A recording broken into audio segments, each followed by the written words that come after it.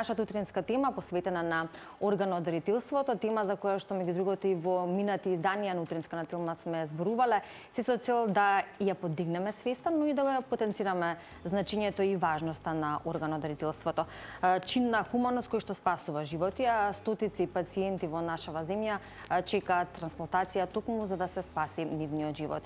Како всушност се случуваат тие трансплантации, кој се може да биде донор, што е она кое што е законска рамка во нашата земја и каква е улогата на семејството и при тоа дали постојат заблуди на оваа тема и колку нашите граѓани се отворени да зборуваат, колку се информирани и колку всушност досега се извршени и трансплантации кај нас. Само дел од прашањата кои што ќе ги отвориме во денешната утринска тема заедно со нашите соговорници.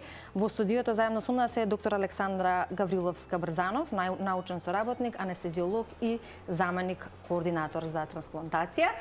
Добро утро за вас и добро дојдовте во нашето студио. Добро утро. Добро утро и од мене до вас и до гледателите на вашата емисија. И се заблагодарувам најнапред на поканата да бидам денеска ваш гостин и да говориме за една волку благородна тема, што е од многу големо значење за сите нас. Се служивме дека подигнувањето на јавната свест и тоа како е потребно и затоа ќе го направиме сето тоа во продолжение заеднички. Но ќе имаме и уште еден соговорник покрај вас. Да, само ќе напоменеме дека во текот на разговорот онлайн од Охрид ќе вклучиме и Ирена Ралева Најдевска од Националното здружение Храбро срце, Ирена со која што сме имале соработка и личност која како дел од ова здружение отворено зборува за предизвиците со кои што се соочуваат членовите на здружението, меѓу кои е и таа се разбира со еден фамилиарен предизвик и со пациент кој што чека трансплантација. Повеќе за ова и за активностите на здружението, за еден одличен форум кој неодамна го има во Охрид, се со цел подобра едукација, информираност и зголемување на свеста, се разбира и со Ирена кога ќе ја вклучиме онлайн. Но ќе започнеме со вас, доктор Александра, како заменик координатор на овој процес или трансплантацијата која што е особено важна. Добро е да ете во овие минути или на почеток на разговорот се запознаеме со моменталната состојба на органодарителството и трансплантациите во нашата земја. Така. Моменталната состојба на органодарителството и трансплантацијата во нашата земја е нешто на што исклучително многу работиме. Значи, доколку земеме од блиското минато, би рекла дека од 2014 година до ден денеска се донесени законски регулативи, правни основи врз база на кои што се работи секојдневно и до ден денеска. И веќе во освен трансплантацијата на бубрези која што е нели во континуирано, да речем, усовршување и надградба, до ден денеска веќе се има трансплантирано 530 бубрега. Околу 80 се од починат донор, од кадавер, останатите се од живи дарители. Потоа во 2020 година беше направена трансплантацијата на срце, 2021 беше направена трансплантацијата на коски за прв пат, потоа е направена трансплантацијата на црниот дроб 2022 година, што е за многу големо одбележување дека минатата година, 2025 година, е за прв пат започната и трансплантацијата на рожница или корнеа во нашата земја. И континуирано работиме за усовршување на сите овие процеси. Тоа е во однос на трансплантацијата. Што се однесува до поглед на органодарителството, би рекла дека е нешто на што сите заедно треба се уште многу да работиме. Имаме информираност на населението, затоа што сепак тоа е нели благодарение и на вас, медиумите, достапно, постојано се зборува и луѓето се на некој начин информирани за органодарителството. Имаме, како што веќе напоменав, една правилна законска регулатива и рамка, имаме нели институционално, кадровски доволно ресурси за да сето тоа биде на некој начин покриено, се работи. Меѓутоа, многу интересно што не се работи секогаш само за таа информираност. Многу е поубаво кога нашата информираност треба да преточиме во свесност. А свесноста не значи само да свесен сум за тоа или да јас сум хуман, меѓутоа е многу поважно кога сето тоа ќе стане одлука на нашето секојдневно функционирање. И ние знаеме во моментот, доколку нели на неочекуван начин се случи нешто што никој не го посакува, што понатака со сето оно што може да биде спасено од тој човек, односно да продолжи да живее во другите луѓе, да спаси други животи, да го направи најхуманото дело. Значи би рекла дека информираност постои, меѓутоа кога се работи за свесност, тука се уште бара многу работа.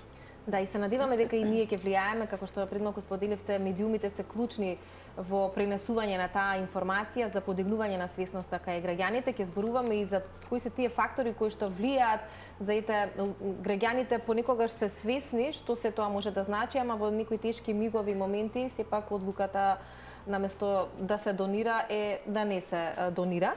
Ќе ни споделите ли кои органи во моментов се најпотребни во Македонија? За кои органи можеби постои листа на чекање и граѓани на кои што им се секако потребни за да им се продолжи животот? Значи, во надлежност на Министерството за здравство, меѓутоа сето тоа е направено по европски регулативи, така функционира целиот свет и тоа е одличен напредок за нашиот систем за трансплантација, е дека постојат листи на трансплантација. При тоа ниту еден пациент кој што не е веќе ставен на таа листа, апсолутно не може да биде повикан за да добие орган. Листата е прилично динамичен процес. Значи, во моментов додека ние говориме, верувајте дека многу луѓе органот кој што го чекали никогаш нема да го добијат и за жал починуваат чекајќи орган, меѓутоа од друга страна па имаме и постојано унапредување на листата со ново откриени, ново дијагностицирани пациенти на кои што имаат крајно органско оштетување и има потреба трансплантација и тие се поставуваат на таа листа во Министерството за здравство од страна на клиниките каде што се лекуваат.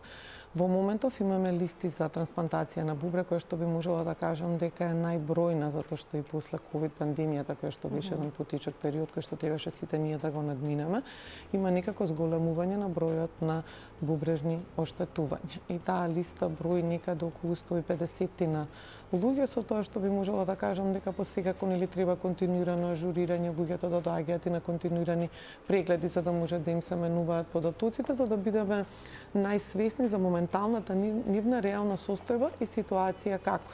Потоа имаме листа за срце, која што брои помалку, некаде околу 20 би рекла, и имаме листа во мој термин за пациенти кои што чекаат трансплантација на црн дроб. Таа е најмала некаде околу 15 луѓе кои што чекаат на таа листа за трансплантација и како што веќе напоменав од 2025 година имаме и листа за трансплантација на рожница или корнеа. Сега се трансплантираат и коски, меѓутоа тие се од типот на во моментот кога доаѓа пациентот и кога има некоја потреба од трансплантација на коска или на ткивен графт, тогаш се поставува на листата и во првиот момент кога ќе се појави достапно такво ткиво се трансплантира, затоа што тие не мораат да се трансплантираат веднаш во истиот момент, него може да се складираат на клиниката за ортопедски болести, постои специјален простор, систем, фрижидер каде што тие се чуваат и кога ќе има потреба некој пациент може да се трансплантираат. Пред да се поврзаме со Ирина, уште едно прашање во контекст на ова, доктор Александра, споминавте и од сите овие работи кои што ги кажавте, но и она од за кои што претходно сме зборувале, фактичката состојба е дека ние имаме услови за трансплантација, имаме доктори кои што се стручни за тоа, имаме пациенти кои што чекаат и доста голема бројка, но она кое недостасува се токму донори на органи. Главниот или клучен предизвик во сето ова е она за кое што го почнавме разговорот, важноста и свесноста за тоа како и на кој начин би требало или што значи да се биде донор. Вие веројатно со искуството како заменик координатори за цел тој процес кој што би требало да доведе до позитивна одлука и до трансплантација, веројатно е процес кој што поминува низ повеќе фази, почнувајќи со она кое меѓу другото е клучно, а тоа е разговорот со семејството, а на тоа треба да му претходи одлука од личноста која што за жал веќе почината. Тука тој дел ни недостасува или можеби за тоа не сме доволно свесни. Апсолутно да, во право сте за све што кажавте. Значи, со самиот тој факт што веќе години наназад кај нас се изведуваат трансплантации, успешно се изведуваат трансплантации, говори дека ние сме посекако спремни. Би рекла дека во медицината императив е континуираната медицинска едукација, без разлика дали сте вие вклучени во овие процеси на трансплантација или си работите својата специјалност во секојдневното свое професионално функционирање, така да што се однесува до кадар, што се однесува до обука, што се однесува до ресурси, тоа све имаме и затоа и течат овие процеси. Меѓутоа, како што напоминавте, за жал све она што многу често недостасува е органи, односно донори. И би рекла дека и на светско ниво бројот на донори се повеќе паѓа затоа што има преголем напредок и во медицината и во технологијата, кои што успеваат дури овие пациенти со крајни и тешки органски оштетувања на некој начин да ги одржат и да им го продолжат животот. Меѓутоа, кога говориме за комплетен нивен спас и за враќање на нормален функционален живот, тогаш органите и трансплантацијата им се единствениот спас во тие моменти. Сега да, посекако она што, како и на светско ниво, така и кај нас, би рекла, кај нас и малце повеќе недостасува, тоа е донирањето на органи од починато лице или КДВ. Затоа што кога се работи за трансплантација, вие можете да трансплантирате, например, бубрек и од жив дарител. Да. Така сите имаме два бубрега, доколку има компатибилност во семејството, се тестираат, подлегнуваат на трансплантација и затоа и бројот на бубрежни трансплантации кај нас е поголем во однос на останатите органи. Меѓутоа, кога се работи за орган како срце, како бели дробови, вие немате друг спас, освен од починат донор или од кадавер, да има хумано семејство со една благородна цел, познавајќи што представува овој процес, да ги донира органите од својот близок. Меѓутоа, пред да настане тој момент на разговор со семејството и со фамилијата, првен треба да се детектира донор. И дури да се детектира донор е еден прилично комплексен и сложен медицински процес во кој што влегуваат многу медицински специјалности, би рекла. Треба да се одлучи да се види дали е компатибилен донорот или не, во тој момент првен што треба да диагностицираме е мозочна смрт.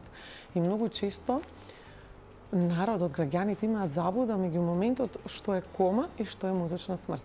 Кома е, да речем, на некој начин состојба кога од која што вие или пациентот може да се пробуди.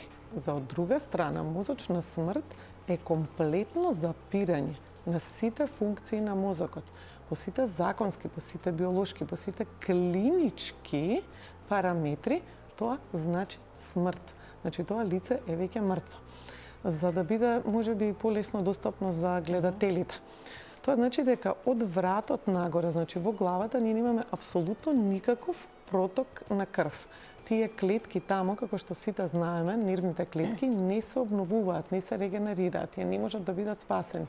После престанување на дотокот на крв и на кислород кој што треба да го добијат, тие трпат исхемија, изумираат и тоа изумирање е трајно. Меѓутоа, ќе речете како пациент кој што има комплетно мртов мозок, се уште му чука срцето или, например, се уште има крвен притисок кога ќе се погледнат мониторите или се уште диша.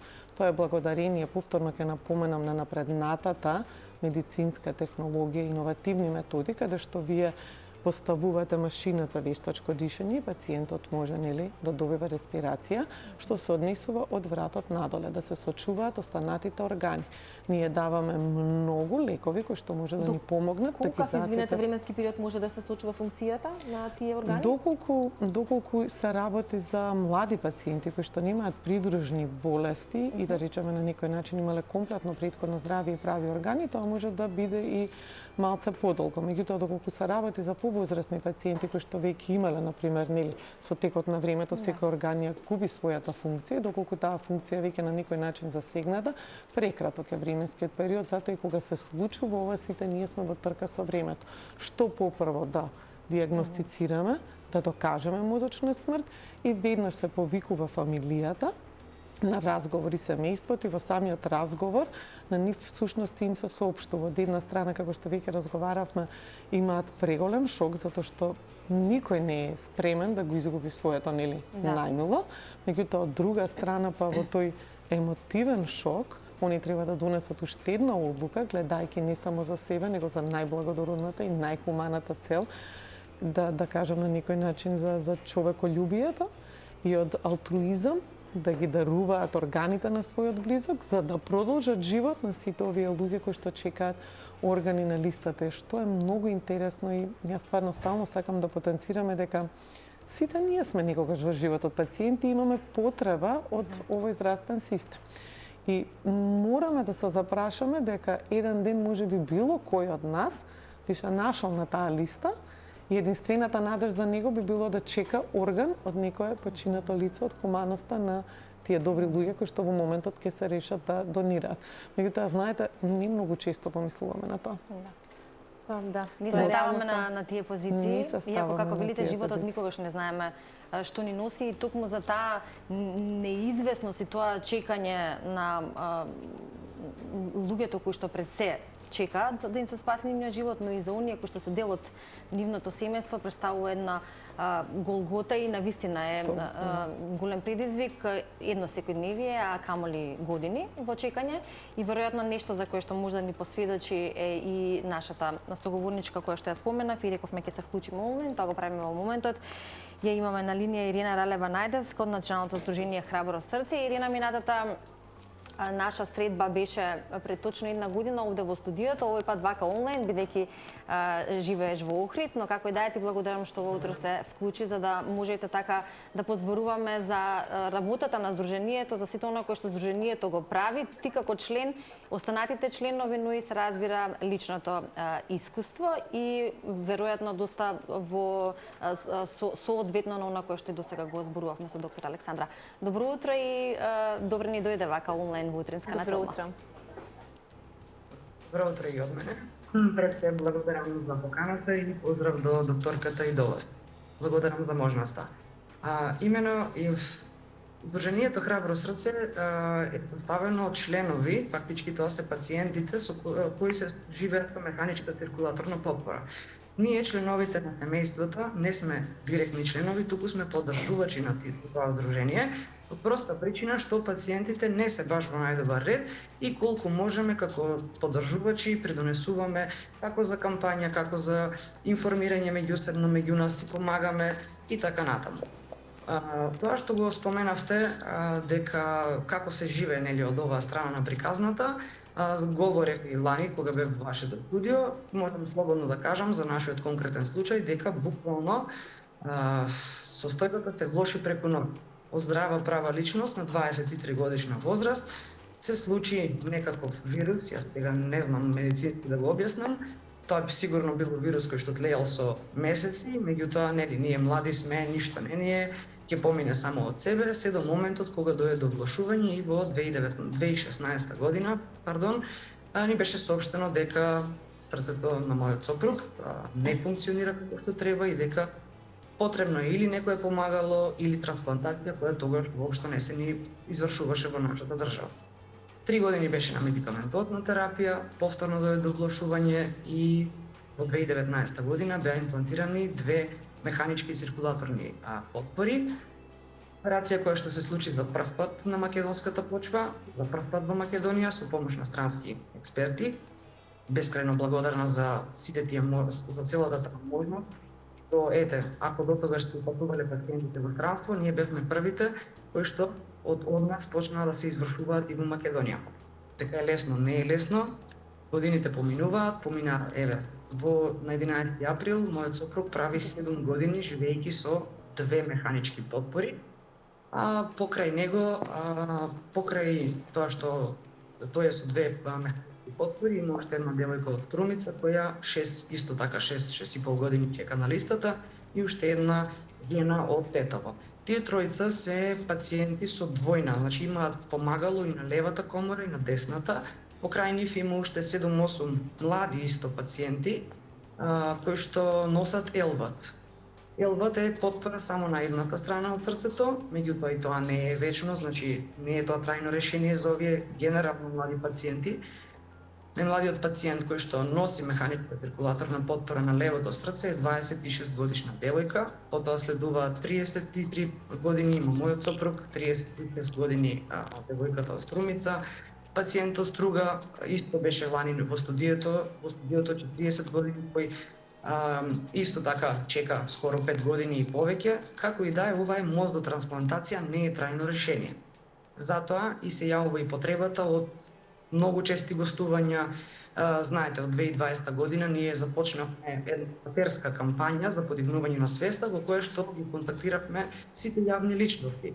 Бескрајно благодарна и јас и сите други подржувачи на член на Друженијето, затоа што бесплатно и од срце ни дадоа поддршка музичари, пеачи, новинари, доктори и така натаму со цел што повеќе да се зборува на оваа тема. А исто така да не ги заборавиме и верските заедници, добивме исто поддршка од Македонската православна црква и од Исламската верска заедница со видео обраќање кое се пласира на социјалните мрежи. Да, Ирена, благодариме што вака јавно ја споделувате вашата состојба и приказна која што семено и секојдневно ја живеете. Споделивте, за жал, за мене тажни, ја верувам и за гледачите, факти во смисла на возрастната категорија на луѓе кои што се соочуваат со вакви проблеми и ситуации. Тоа само зборува дека можеби таа листа на чекање, за жал, постојано и секојдневно се зголемува. Со оглед на тоа што споделивте дека ситуацијата која што има вашиот сопруг не е трајно решение, би сакала да ни споделите каков квалитет на живот има откако е направена таа трансплантација до сега. Колку може да функционира, да биде работоспособен? Ајде малку тој сегмент опишете него, за да ја добиеме малку појасно сликата. И дали, може би веќе ни сподели Александра, дали таа трансплантација која што веќе е направена има рок на трајање, функционирање, со оглед на тоа што споменаа дека не е трајно решение. Да, може прво Ирена, па потоа и вие. Извинете, прво да ве коригирам, тоа не е трансплантација, тоа е имплантација од војна механичка циркулаторна потпора или позната како ЕРВАТ, комбинација истовремено се вика БИВАТ. Такви се трој за пациенти. Добро. Дека, значи, првите неколку години, навистина, тоа беше тешка операција, 12,5 часа на отворено срце, многу процес на рехабилитација и така натаму, буквално ние почнавме да живееме од нула. Одново почнуваше да оди, повторно учеше да јади и така натаму. Ние сме обучени, благодарение на докторите, со тоа што дома стерилно правиме преврски еднаш неделно, ако не дај Боже има некаква инфекција на раните кои што се буквално отворени рани, никогаш не зараснуваат. Ние сме обучени, материјалите ги носиме најчесто од трансло, правиме преврски стерилно еднаш неделно, испитување, нели, анализи на крвта. Првите 2-3 години можам да кажам дека генерално добро функциониравме, но по четвртата година настанаа компликациите, зборувам конкретно кај нашиот случај, каде што лани во октомври, мислам дека беше, поради долготрајното консумирање на антикоагулантната терапија, дојде до внатрешно крварење од желудникот и тоа беше еден стресна ситуација за нас. Брзо и упативме во Скопје на клиниката, на државна клиника, каде што беше успешно санирано тоа.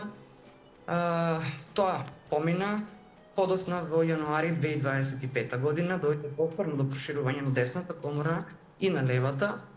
Беа појачани брзините или протокот на машините, затоа што сепак тоа е помагало кое што на срцето, неговото срце му помага да се одмори додека да дојде соодветен донор за да се трансплантира. Дека ќе се подобри состојбата, тоа одамна сме сватиле дека нема да се подобри, дека станува збор за 2 циркулаторни потпори и подосна повторно со медикаменти, со големена терапија, преку еден ден мериме ИНР густината на крвта. Ние постојано живееме во еден стрес каков ќе биде наредниот ден. Да не зборувам дека мора да внимаваме премногу на вируси и бактерии, особено раната не смее да биде инфицирана, затоа што тоа може да има смртен исход. Дали ова значи дека трансплантација на срце е крајното решение во вашава ситуација, така? Не би се справувале секојдневно со сите овие предизвици кои што споменавте дека ги живеете веќе со години наназад. Така е, Александра? Апсолутно, да. Значи, како што и самата госпожа Ирина напомена, дека ова е само еден мост кој што купува време за пациентите како и незиниот сопруг до моментот додека нели се најде соодветен донор и додека хумана фамилија и луѓе сакаат да ги донираат органите од својот близок за да го продолжат животот на останати луѓе за нив во тој Кои што се момент. борат. Да, Непознати. Сега ја што би сакала да потенцираме дека е многу убаво тоа што нели ние говориме за тоа, вие како медиуми кои што ја креирате јавната свест на некој начин, познатите личности кои што ве исто така контактирани од госпоѓа Ирена, кои што нели го дадоа својот придонес во сево ова, и тоа навистина многу ни е потребно, затоа што вие стигнувате буквално во секој дом да пренесете информацијата што ние учено се трудиме да ја подигнеме и да ја постигнеме, а тоа е да имаме поголем број на органски донори. А од друга страна, многу е интересно дека во целите овие процеси многу често се говори, например, лекари, доктори, нели медицински персонал, луѓе кои што се инволвирани во целиот процес, меѓутоа јас многу често сакам да кажам дека хуманизација на целиот процес, луѓе кои што се веќе трансплантирани, затоа што ви имате луѓе кои што се 530 со бубрези, имаме десетини повеќе срца, имаме 6 црнодробни трансплантации, кога тие луѓе ќе искочат и ќе говорат за сето тоа и ќе го хуманизираат овој цел процес, нивната порака може да стигне многу подалеку од она што ние, да кажеме, на некој начин сувопарно го користиме и како нивниот живот може да се промени. Да. Од 2024 година март до 2025 година март имавме ИПА проект, кој што навистина имаше преголеми активности. Во рамките на тој ИПА проект е снимен и документарен филм каде што глуми девојка, не глуми, тоа е вистинска приказна, пошто е документарен филм, меѓутоа е снимена девојка на која што и е трансплантирано срце и како нејзиниот живот се менува, меѓутоа посекако на што секој од нив треба да внимава, како и самите ние доколку сакаме да си го држиме здравјето, е еден хигиено-диететски режим, меѓутоа и пиењето на имуносупресивната терапија, затоа што сепак они во себе носат туѓ орган и не смеат никако да дозволат собствениот имун систем да го нападне тој орган, затоа примаат имуносупресивна терапија која што е таблетарна секој ден. Да, тотално сте во право, да, помокна е пораката на оние кои што веќе го доживеале тоа и на кои што всушност им била дадена шанса за нов живот, па и за начинот на живот кој што тие го имаат потоа, но се разбира дека ние секогаш кога договараме се обидуваме да стапиме во контакт, иако секој на свој начин или индивидуално се чувствува и смета дека треба да зборува. Во случајов вие се разбира како доктор и човек кој што е вклучен во цел тој процес, но и Ирена како личност која што од една страна преку здружението ја испраќа пораката, од друга страна секојдневно живее со човек на кој што му е поддршка, но и со кој што ете како што можевме да слушнеме се соочуваат секојдневно веќе 7 години. Но годините поминуваат, надежта се разбира дека не умира и понатаму секој ден представува нова надеж дека можеби ќе се појави човек кој генерално луѓе кои што некако одлучуваат да потврдат дека се согласни за член од семејството кој што можеби го изгубил својот живот да донираат орган. Во оваа насока, Ирина, или кон крајот на ова наше вакво вклучување онлайн, бидејќи имаме уште некои прашања до доктор Александра, само кратко за она кое што Храбро срце го имаше во изминатиот период, тоа беше еден одличен форум кој што се одржа во Охрид, голем број доктори, голем број пораки се пренесоа, а исто така и твојата порака кон оние кои што не следат, се со цел, како што рековме, и наш фокус е важноста и изголемување на свеста за ова прашање, за оваа тема. Благодарам за прашањето. Тоа беше една, ајде да речам, иницијатива. И не е тоа проект, не е никаков грант во прашање, туку соработка со Младински центар од Охрид. Идејата ни е да продолжат тие такви панел дискусии, каде што иницијатор за таа идеја нормално бев јас, но по поддршка од Младинскиот центар и со госпоѓата Гордана Нулеска, која што исто има од Охрид, жена со здружение за ретки болести, има син кој што чека бубрек, се договоривме практично заедно да организираме една панел дискусија која што во Охрид помина одлично. Пред се огромна благодарност до сите професори што дојдаа од Скопје, како и до националните координатори, до докторката Александра и до докторката Билјана, кои што не се вклучија онлайн. Одлична дискусија, каде што се отворија многу прашања, ги соединивме проблемите на пациентите кои што чекаат срце, бубрек, црн дроб, коски. Исто така имавме и сведоштво на 25 години трансплантирана пациентка со црн дроб. А сега сакам ексклузивно да најавам дека во соработка со Младинскиот центар од Битола на 20 февруари во 17 часот ја организирам втората панел дискусија која што ќе се одржи во Битола на Универзитетот УПЛО. Повторно ќе има панелисти и овој пат на Линковски ќе ни се вклучи пациент од Шведска кој што е трансплантиран срце, наш македонец кој што живее таму за да го каже апелот за подигнување на свеста во Македонија.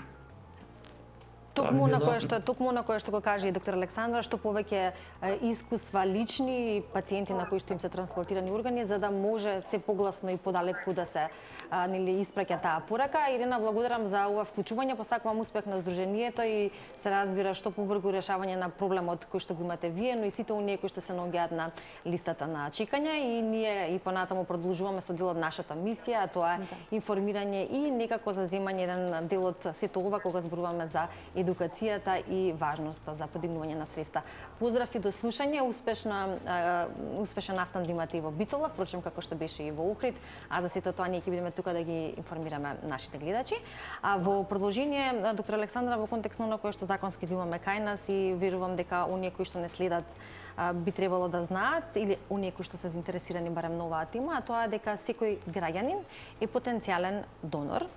Не дај Боже, доколку нешто не се случи, секој од нас е потенцијален донор, но тогаш во таа ситуација се прашува семејството. Како оди тој процес, што би требало да знаеме сите ние, заради тоа што слушнавме колку е важно претходно да се зборува и да не се бега од тоа да се отвораат тие теми, туку дека навистина треба да се зборува. Тука е подигнувањето на свест. Се слагам комплетно со вас, значи нашиот систем е опшен аут, односно што тоа значи дека секој од нас е потенцијален донор, освен доколку во текот на животот не се изјаснил написмено дека не сака да биде тоа. А од друга страна, па дури и да се изјаснил дека сака да биде написмено, сепак во последниот, во судниот момент, семејството е тоа кое што одлучува. Сега јас како стално љубам да говораме дека никој од нас нити сака, нити се надева, нити посакува да му се случи нешто лошо. Меѓутоа, за жал, животот е непредвидлив. Денеска сме тука, утре никој од нас не знае каде ќе биде. И верувајте дека во тие моменти кога вие ќе седнете да разговарате со фамилијата која што доживува еден емоционален ролер костер, значи тоа е една луда железница, они го губат своето најблиско и тагуваат, меѓутоа од друга страна, како што веќе кажав, треба да ја донесат одлуката, да бидат хумани, да изразат еден најголем чин на човеколюбие и органите од својот близок да ги донираат, да продолжат да живеат кај некој друг. Никој од нив не е свесен за тоа, меѓутоа од личното искуство, кое што да речам на некој начин е навистина доволно, е дека доколку од претходно имаат информација за својот близок, дали тој би сакал да ги донира своите органи или не, во тој суден момент сите од нив постапуваат онака како што сакал човекот кој што го губат во моментот. И јас, како и сите мои дома блиски, сме се изјасниле, сите знаат дека јас сакам да бидам донор и сакам моите органи да бидат донирани. Да, никој не сака да зборува за тоа, повторно ќе напомена, меѓутоа верувајте дека многу е поедноставно и полесно доколку секој од нас може својата информираност да си ја предочи во согласување или во несогласување и да ја соопшти и разговара со своите блиски. Пред малку ни споделивте дека младите малку поинаку размислуваат или се малку посвесни, па и тоа малку да го прокоментираме дека тие понекогаш, а и во последниве години се водечи на повозрасните или се учители на повозрасните за тоа како правилно треба да се однесуваат и кога е животното средина во прашање, но и кога се вакви хумани човечни моменти во прашање. Така, да, како што веќе напомена во склоп на ИПА проектот кој што траеше цела година, имаше неколку кампањи карнавални кои што беа вклучени средношколците, во кои што беа вклучени студенти и ученици, имаше јавен ликовен конкурс во кој што секој од нив имаше можност на ликовен и апстрактен начин да ја представи, да го представи органодарителството. Тие беа потоа ставени на конкурс, беа наградувани и оној цртеж кој што беше прогласен за најдобар сушност и логото на трансплантација ја подари живот. Сега што е многу интересно е дека младите навистина сакаат да бидат вклучени, поготово кога се работи за некои општествени процеси кои што имаат влијание врз секојдневното функционирање како на нив, така и на нас, така и на целото општество, нели? Да. И имавме навистина добар и позитивен одзив од сите нив. Сакаа да говорат и им беше интересна темата, пошто не на многу луѓе има познато што сето тоа представува. Да се надеваме дека ќе не очекуваат позитивни промени во блиска иднина. кога е оваа тема. Ама, Искрено се се иднината. надевам и нели Да. сите заедно работиме на тоа. Уште едно само прашање во контекст на кога зборуваме за разговор со семејството или можеби најтешката улога која што имате вие во тие моменти, да се постави нели такво прашање или нешто кое што следува и законски, ако не се имаат изјаснено членовите од семејството, ако не до тогаш не е имало таков разговор, што најчесто одлучува семејството? За жал морам да бидам искрена дека многу почесто е несогласување отколку согласување во овие моменти. Е сега причината за тоа, знаете, од еден начин имате религиозни, културни причини. Ирена веќе напомена дека што се однесува до верските религии, дали е православната, дали е муслиманската, дали е будизмот, сите тие велат дека во последниот момент се судат делата, не телата. Сите даваат поддршка и го охрабруваат орган донорството. Меѓутоа, повторно ќе кажам, дали во тие моменти, како што веќе разговаравме на шок фамилијата, од некои своји собствени убедувања, од некои културни, религиозни причини кои што ги имаат, па секако ќе кажам, они лично вградени во себе, многу почесто наидуваме на несогласување отколку на согласување. За жал. Да. Но ете, затоа и зборуваме нели за оваа тема, за органодарителството како еден безпрекорен чин на хуманост и всушност зошто е потребно да се зборува се повеќе како во домашни услови или меѓу членовите на семејството, така и јавно, отворено за она кое што се случува и во нашата земја, за луѓето кои што се на листата на чекање, да се ставиме, како што рековте, многу пати треба да се ставиме во позиција на некој кој што е во такво животно прашање и малку повеќе и подетално да размислиме на оваа тема и на овие прашања. Верувам ги поттикнавме нашите гледачи малку повеќе да размислуваат и ќе продолжиме ние со ова и понатаму.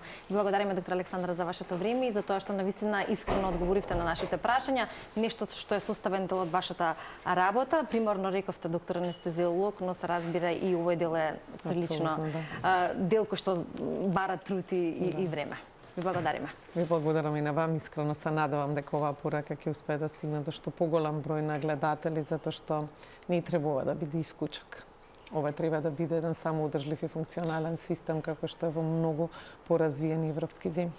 Ви благодариме.